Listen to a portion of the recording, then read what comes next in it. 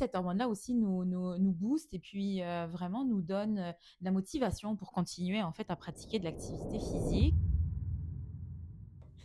Alors Anne-Laure, comme tu le sais, on a 6 piliers dans les saines habitudes de vie, dont l'activité physique. Alors Anne-Laure, tu es physiothérapeute depuis plus de 15 ans. Tu as été formée en France, tu es venue au Québec, un petit peu le même parcours que moi.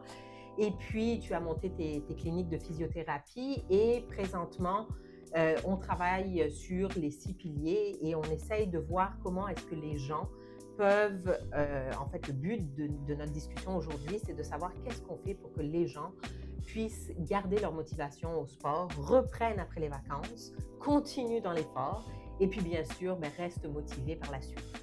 Alors, écoute, c'est quoi l'intérêt de faire du sport, de notre activité? On sait que ça nous donne de l'énergie, qu'on est capable de gérer notre stress, qu'on est capable, on mange mieux habituellement parce qu'on fait attention à notre corps. Quels sont les conseils que tu as à nous donner? Qu'est-ce qui fait que l'activité physique, on va commencer par la base, qu'est-ce qui fait que l'activité physique, pour nous, pour toi, pour nos patients respectifs, qu'est-ce qui fait que l'activité physique est bonne pour la personne? Alors en effet, l'activité physique apporte beaucoup de bienfaits en fait au niveau du corps. Donc le corps va libérer en fait des endorphines pendant l'activité physique et puis après, qui est une hormone qui nous donne de la motivation, qui nous donne du plaisir. Au niveau métabolique aussi, il se passe beaucoup de bienfaits. On va avoir une augmentation de la masse musculaire, on va avoir une meilleure respiration. La respiration devient plus profonde. Ça va avoir beaucoup aussi d'impact sur le stress. C'est vraiment un sujet qui est vraiment d'actualité en ce moment, mais de fait de l'activité physique, ça permet de réduire aussi notre niveau de stress. On parle Euh, notamment de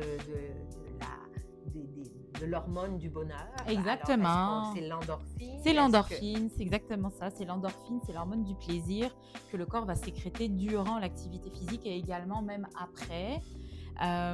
Et puis cette hormone-là aussi nous booste et puis vraiment nous donne de la motivation pour continuer en fait à pratiquer de l'activité physique.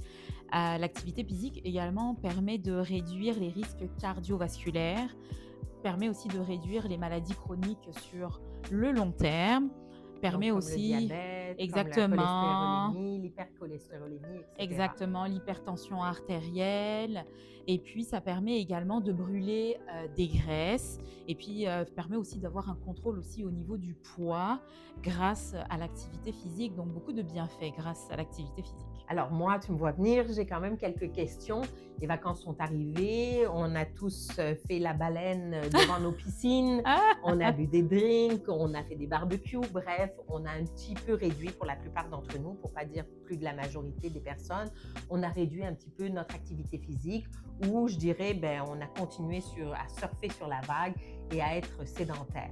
Donc, ben, généralement, la rentrée des classes arrive, on a toujours plein de résolutions, on s'organise pour la rentrée pour nos enfants, pour notre entourage. Qu'est-ce que tu nous recommandes si, par exemple, on a diminué ou qu'on a arrêté l'activité physique et qu'on veut reprendre? Qu'est-ce que tu nous conseilles pour, je dirais, être en meilleure forme, avoir une meilleure humeur, être plein de resplendir de bonheur? Beh, l'idée, c'est de reprendre, de façon graduelle l'activité physique, en fait, qu'on avait déjà auparavant. Donc si avant les vacances, j'avais une petite activité de course à pied, par exemple, je vais pouvoir reprendre ma course à pied. Mais l'idée, c'est essayer de garder le rythme et puis d'y aller, surtout progressivement. Ne pas se dire: «Je vais reprendre avec le niveau que j'avais avant», parce que 2 mois de pause, on va perdre beaucoup de capacités qu'on a acquises avant les vacances. Et des Donc blessures et aussi, des j'imagine? blessures, absolument, c'est à risque. Souvent, on le voit en clinique, septembre, octobre est une saison de blessures parce qu'on reprend notre activité physique avec la même intensité qu'avant, pas forcément quelque chose de progressif. Puis à ce moment-là, on est plus à risque de se mettre en blessure. Donc vraiment d'y aller progressivement. Puis ça peut être des séances de 20 à 60 minutes et puis 3 à 4 fois par semaine dans une intensité modérée qui permet de reprendre une bonne condition au niveau physique, au niveau musculaire, au niveau cardiaque, avant de retourner au niveau qu'on avait avant. Est-ce que tu penses que si, par exemple, je reprenais la course à pied demain matin, et que je fasse, et si je me mets à faire, par exemple, 3 jours d'affilée, 4 jours de repos, est-ce que tu penses que c'est un bon échéancier pour moi pour une remise en forme? Idéalement, surtout pour une reprise, on se laisserait une journée quand même de repos entre chaque période d'entraînement. Donc, par exemple, on irait lundi, mercredi, vendredi, et puis des journées de pause entre, mais on garderait quand même 3 séances, 3 à 4 séances dans la semaine, coupées par une petite pause. Et puis même si j'augmente mon rythme, admettons, je commence le lundi à 20 minutes, le mercredi à 40 et puis le vendredi à 60, Oui, est-ce que je garde toujours ce rythme-là? Est-ce que mon corps va être capable de récupérer? absolument, absolument. Ce qu'on va essayer de faire en premier, ça va être d'augmenter la durée de l'entraînement avant d'augmenter la fréquence. Et dans un troisième temps, on augmenterait en dernier l'intensité. OK. Donc, par exemple, si je veux retourner à une activité physique plus intensive, il faut d'abord que j'augmente ma durée à un temps modéré avant de passer à une activité physique plus intense. Et qu'est-ce que tu recommandes à des gens comme moi qui veulent reprendre le sport, puis qui ont essayé, qui sont un petit peu des touche-à-tout, pas des professionnels dans rien, mais qui aiment le sport, mais qui ne savent pas trop lequel choisir? Est-ce que la course serait bonne pour moi? Est-ce que finalement c'est le vélo? Qu'est-ce que tu me recommanderais, par exemple? Qu'est-ce que tu recommandes plus exactement à tes patients qui veulent reprendre un sport pour s'assurer qu'ils continuent dans la durée? Alors, la première chose, c'est vraiment d'y aller avec une activité physique qu'on aime. Parce que ça donne beaucoup d'adhérence, en fait. Et puis, on va continuer à pouvoir augmenter notre activité physique dans une activité physique qu'on aime. Donc, ça peut être le vélo, ça peut être la natation, ça peut être la course à pied, ça peut être le yoga, la gymnastique. C'est assez varié. Mais par contre, c'est vraiment d'aller avec une activité physique qu'on aime. Et puis, ça peut être d'être accompagné aussi dans la reprise de l'activité physique. Donc un Heu, kinésiologue, une exactement, physiothérapeute qui peut, comme toi par exemple, qui peut nous aider à reprendre un petit peu du service, on va dire, exactement, en évitant les blessures, j'imagine? absolument. D'accord. En évitant les blessures, puis on va pouvoir aussi cibler peut-être des exercices qui vont être plus spécifiques en vue de la reprise. Je donne un exemple. Par exemple, je me suis blessée en fait à la cheville. Avant, je faisais de la course à pied et puis je décide de reprendre la course à pied. Mais il va falloir peut-être des exercices spécifiques en fait au niveau de la cheville, donc des exercices de renforcement, des exercices d'équilibre, de proprioception pour pouvoir reprendre la course à pied, mais de façon sécuritaire et puis avec un objectif, avec un programme pour éviter justement que ma blessure revienne. Et puis, est-ce que tu penses que tous les sports sont bons pour tout le monde? Des gens qui font de l'arthrose, par exemple, est-ce que tu penses qu'ils peuvent faire de la course à pied? Que Quels sont les genres de sports que certaines personnes ne peuvent pas faire? Par exemple, je suis cardiaque, est-ce que la Oui, course à pied, c'est bon pour moi? Hem, Ce genre de petites choses-là. oui. Alors les points qui sont importants, ça va être par exemple une personne qui n'a jamais fait de d'activité physique, qui souhaite démarrer en fait une activité physique, ce qui est très important.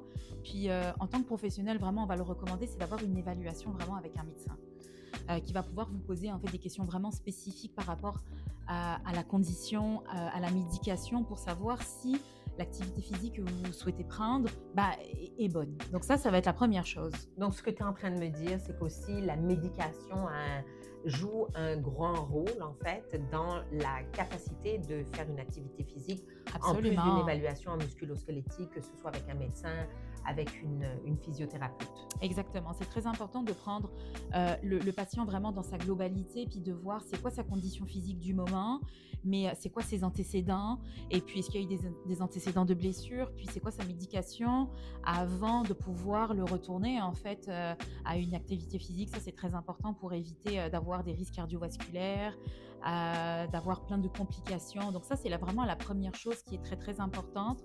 On se dit pas, on reprend, je commence une activité physique, puis j'en ai jamais fait, et puis je reprends vraiment comme Normalement. normalement, comme n'importe qui, parce que ça va être très important. Donc ça va être vraiment comme la première chose. Puis il y a des questionnaires qui existent, il y a des choses qui existent pour vraiment savoir est-ce que moi je suis à risque, est-ce que j'ai besoin en fait de consulter un médecin. Donc ça, c'est vraiment comme la première chose. Donc, vous, quand on vient vous voir, par exemple, comme des physiothérapeutes, des kinésiologues, des fois, on ne fait pas toujours la différence entre kiné, physio, ergo. C'est un petit peu mêlé dans la tête de monsieur, madame, tout le monde.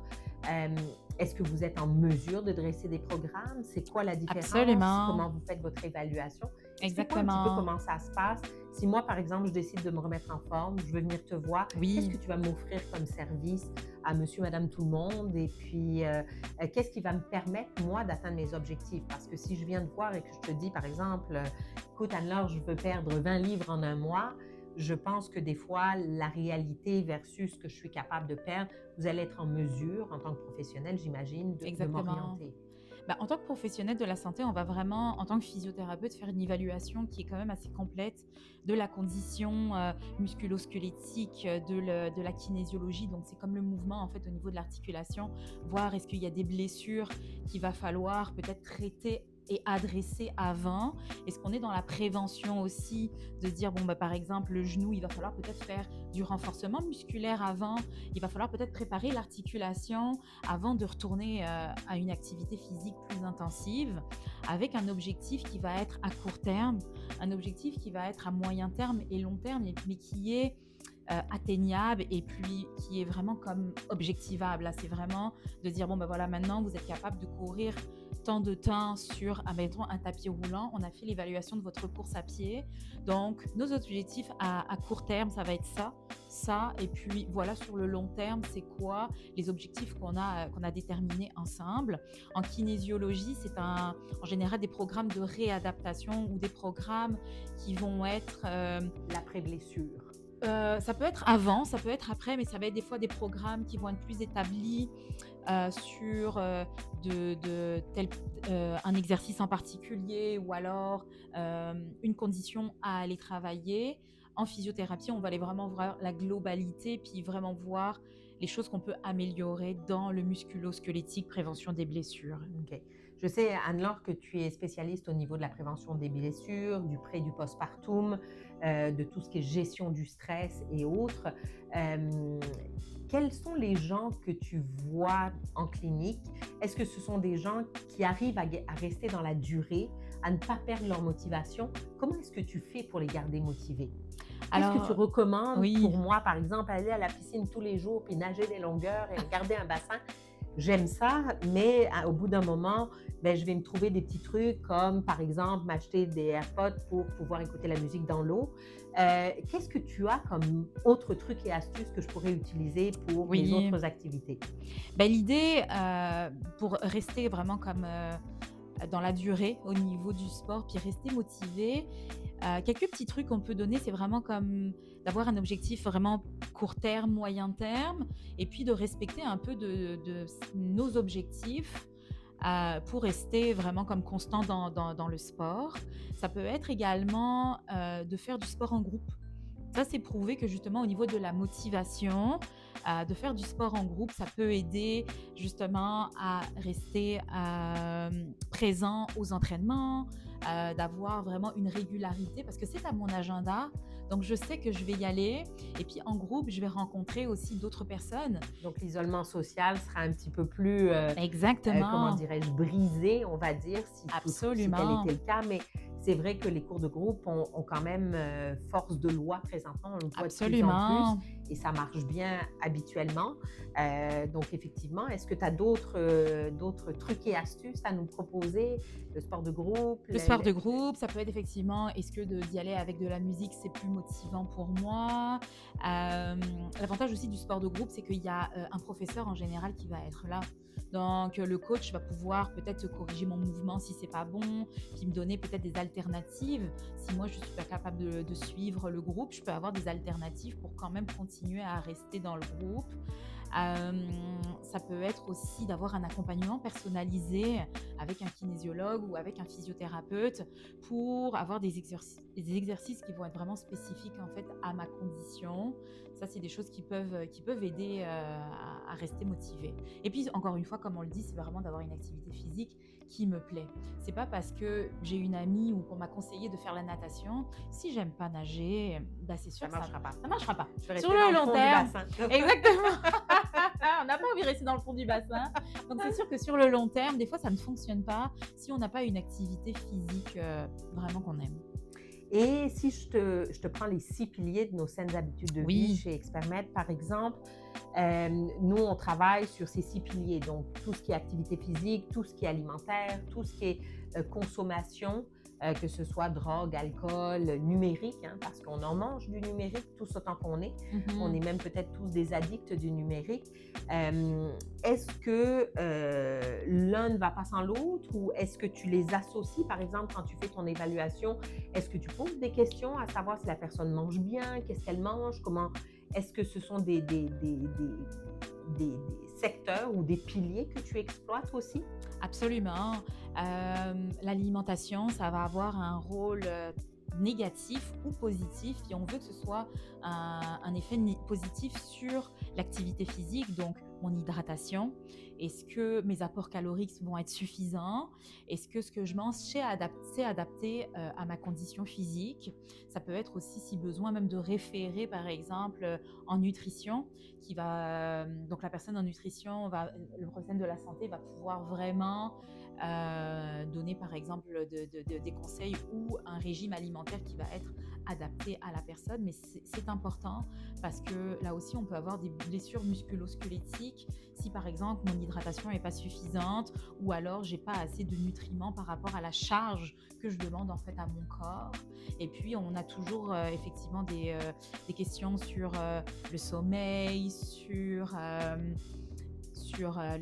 l'entraînement, sur le long terme et puis les antécédents aussi, hein, ça, c'est vraiment Donc, important. effectivement, tous tes 6 piliers, toi aussi, tu les utilises comme on le fait chez nous, chez Expermed, Exactement, avec le programme Vitalité 180.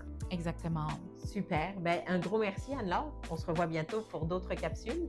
Et Merci beaucoup puis, Sandrine. merci de ton temps. Merci Et à très et bientôt. à bientôt, au revoir. Bye.